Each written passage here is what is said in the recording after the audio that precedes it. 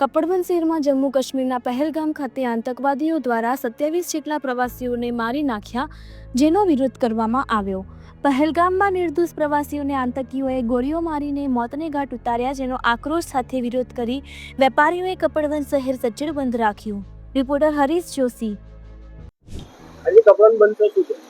22/4/2025 જમ્મુ કાશ્મીરમાં આતંકવાદી હુમલા 27 નિર્દોષ લોકોની જાન ગઈ છે। એના આક્રોશમાં કપડવંજ શહેર તમામ નાના મોટા વેપારીઓએ બંધ પાડી અને મૃતકોના પરિવારજનોને એક શ્રદ્ધાંજલિ રૂપે તેમને આજના દિવસે બંધ રાખી એક એવો સંદેશો આપવા માંગે છે કે ભાઈ ફરી આ જે લોકોએ કર્યું છે ને જે લોકો કરાવે છે એની ઉપર સખતમાં સખત કાર્યવાહી થાય અને ફરી હુમલો ન થાય એના માટેના આખા કપડવંજ નગરજનોએ સહકાર આપ્યો છે। આવનાર સમયમાં આવા લોકો ફરી કૃત્ય ના કરે એવો એક દાખલો બેસાડી અને સખતમાં સખત એના ઉપર કાર્યવાહી થવી જોઈએ। કપડવંજના સૌ નાના મોટા વેપારીઓએ આ તબક્કે સહકાર આપ્યો છે, તે બદલ બહુ વેપારીઓનો ખૂબ ખૂબ આભાર।